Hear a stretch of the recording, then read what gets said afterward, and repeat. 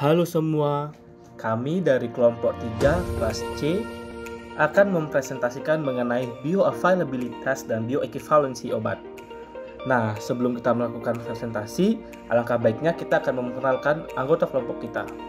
Yang pertama, ada Imade Mahaputra, NIM 17067, ada Putu Dian Purnama Putra, 17068, Putu Diva Adiwinata, 17073, Trisma Yolanda Timur 17084, Kadek Yogi Pernanda Putra 17096, dan yang terakhir ada Andi Putri Restu Rahmawati Trisaldi 17107. Obat yang beredar di Indonesia terdiri dari produk obat paten, produk dengan nama dagang, dan produk generik berlogo. Informasi mengenai mutu produk obat sangat dibutuhkan untuk memberikan kepercayaan kepada masyarakat.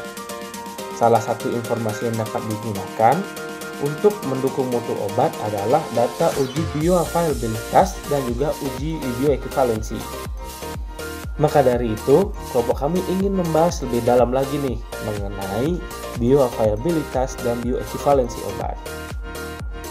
Bioavailabilitas obat merupakan salah satu parameter yang dapat digunakan untuk menilai apakah obat tersebut efektif dalam suatu sediaan farmasi. Nah, dari hal tersebut, bioavailabilitas juga mempunyai tujuan sebagai penilaian untuk mendapatkan obat yang aman, efektif, dan akseptabel oleh penderita. Nah, selain dari itu, penentuan bioavailabilitas suatu obat atau suatu produk obat sangat penting untuk mengetahui jumlah serta kecepatan suatu obat diabsorpsi.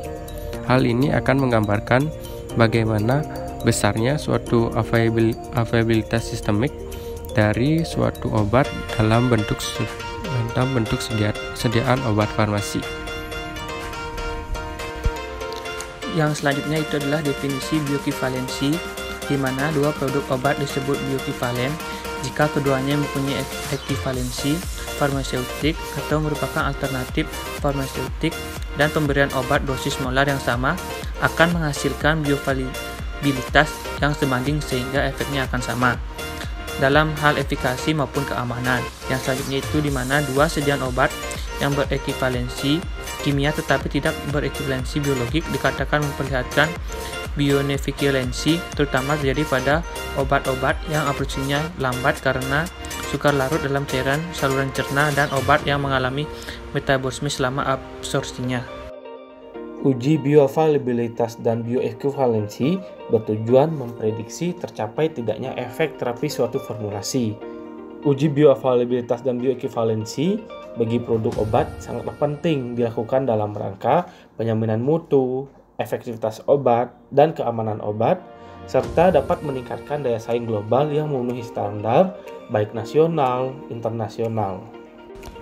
Oke, next yaitu faktor-faktor yang mempengaruhi bioavailabilitas, yaitu waktu meminum obat. Apakah sebelum atau sesudah makan juga akan mempengaruhi penyerapan obat? Dan obat lain yang diminum secara bersamaan dengan obat tersebut juga dapat mempengaruhi absorpsi dan metabolisme lintas. Motilitas usus mempengaruhi disolusi obat dan dapat mempengaruhi laju degradasi kimia obat oleh mikroflora pada usus. Yang terakhir itu adanya penyakit mempengaruhi metabolisme di hati atau kerja saluran pencernaan. Selain faktor-faktor di atas, tentunya ada faktor lain. Yang pertama yaitu sifat fisik obat, formulasi obat, laju pengosongan lambung, perbedaan ritme sirkadian, dan juga interaksi dengan obat atau makanan lain. Selanjutnya adalah faktor-faktor lain yang mempengaruhi bioavailabilitas obat, di mana ada transporter, substrat dari transporter efflux, contohnya adalah D-glycoprotein. Fungsi saluran pencernaan juga tentu menjadi faktor-faktor yang berpengaruh. Selanjutnya adalah merangsang atau menghambat enzim oleh obat atau makanan lain.